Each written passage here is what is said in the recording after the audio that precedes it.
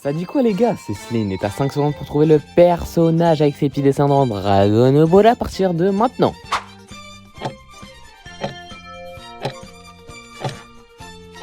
Et c'était Karine, la chatte qui fait les haricots magiques. Si tu l'as trouvé, tu peux t'abonner dès maintenant. Si tu l'as pas trouvé, bah...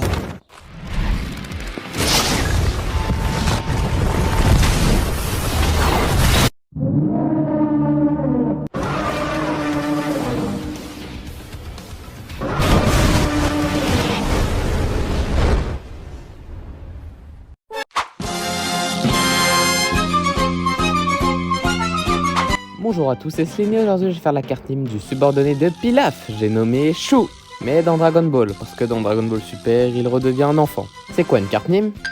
C'est une carte qui fait mal à passer genre de foot, et bah c'est les personnages de manga et je les évalue sur 99 en fonction de ces critères qui sont la technique, la vitesse, la force, la stratégie, c'est à dire l'intelligence, les atouts en mode les capacités et la prestance, c'est-à-dire la personnalité.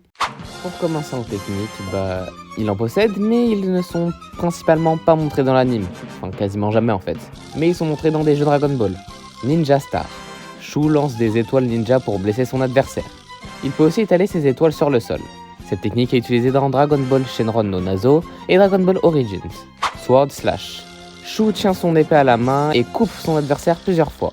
Cette technique a été utilisée dans Dragon Ball Origins. Malheureusement, j'ai pas le jeu, sinon je vous aurais montré moi-même les techniques et j'ai pas trouvé de gens qui montraient le gameplay. Donc, excusez-moi. Et voilà, donc il prend la note de 62 en technique. En vitesse, vu que c'est un ninja, il doit sûrement être rapide. Et ces techniques aussi requièrent de la rapidité, je pense. Donc en vitesse, il a un 60. En force, dans la brochure du film Dragon Ball Z The Tree of Might, on nous indique que Chou a un niveau de puissance de 20 MDR. C'est quoi ça? Même moi, je peux le battre, frère. Ce sabre-là? Mais tu es fou, quoi. C'est moi, je vais te découper. D'ailleurs, j'ai jamais mangé du renard rôti. Enfin, moi, je sais pas, mais peut-être ça se mange, hein. Je pense que je vais essayer, hein. Je vais bien me régaler à la fin de la vidéo, hein. Ouais. Donc en force, il a un 54. En même temps, 20 de puissance, wesh. Non, c'est aberrant, là. Limite, j'ai de la peine pour lui. Et j'ai autant de peine pour lui que Yajirobe dans Dragon Ball Super. Autour de l'intelligence. Alors là, bah en fait, c'est un peu le comique du trio. Et celui qui n'est pas sérieux contrairement à Mai. En fait, lui, c'est un peu le garde du corps, pas très fort. Je rappelle qu'il a un niveau de puissance de 20. Donc, il a un 56 en stratégie. Après l'intelligence, c'est au tour des atouts. Il possède le ninja flash, le sword flash. C'est un ninja qui possède un katana et des shurikens. C'est un dresseur de chiens habile. Et vu qu'il vit avec Pilaf, il possède des armes qu'il lui a données comme ce robot ou encore son logement qui est le château de Pilaf. Donc en un tout, il a un 69. Pour finir cette carte mime, je vais terminer avec sa personnalité.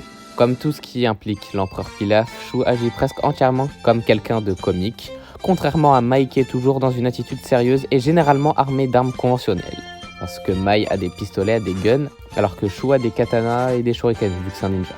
Bien que Chou démontre parfois sa compétence et son aptitude réelle dans les arts ninja, sa lâcheté et sa nature maladroite empêchent généralement de tels cas de durer très longtemps. Comme c'est un sbire de Pilaf qui veut dominer le monde lui aussi, il prend un 56. Pas comme Mai et Pilaf parce que lui, car en plus d'aider Pilaf à contrôler le monde, c'est un lâche. Pour finir cette vidéo, voici la carte mime de Chou dans Dragon Ball. Pour la note, j'ai procédé à un calcul secret légué de père en fils depuis le temps ancien de la planète Vegeta, et donc il est note de 68 de général. Plus en dessous ta note qui a son type, c'est-à-dire si c'est un héros ou un méchant. Donc ici c'est un héros qui veut aider son boss à contrôler le monde. Tout en bas à gauche, il y a sa nationalité qui est les renards, que j'ai représenté avec une tête de renard parce que c'est un renard. Tout en bas à droite, il y a son club qui est le gang de Pilaf que j'ai représenté avec une étoile rouge car c'est leur logo. Et aussi sa ligue qui est au milieu et qui est Dragon Ball le manga, que j'ai représenté avec une Dragon Ball. Logique. Et encore au-dessus, il y a ses caractéristiques. Tech pour technique, vite pour vitesse, fort pour force, STR pour stratégie et intelligence, Ato pour toutes les capacités, PR pour prestance, la personnalité. Et il est en argent noir avec une note de 68 de général. Parce que la rareté des cartes dépend des niveaux des notes. Admirez ce chef-d'œuvre. Bon bah du coup c'est la fin de la vidéo. Lâche un petit like pour me soutenir et abonne-toi si t'es un vrai.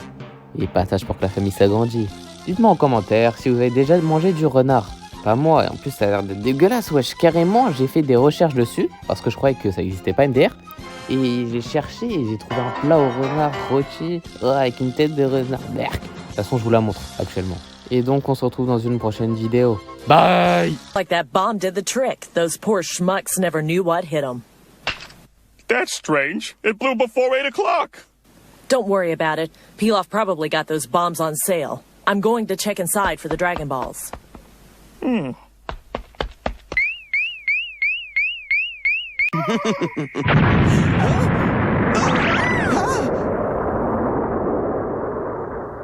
Shoo, are we still alive? I think so. Ah!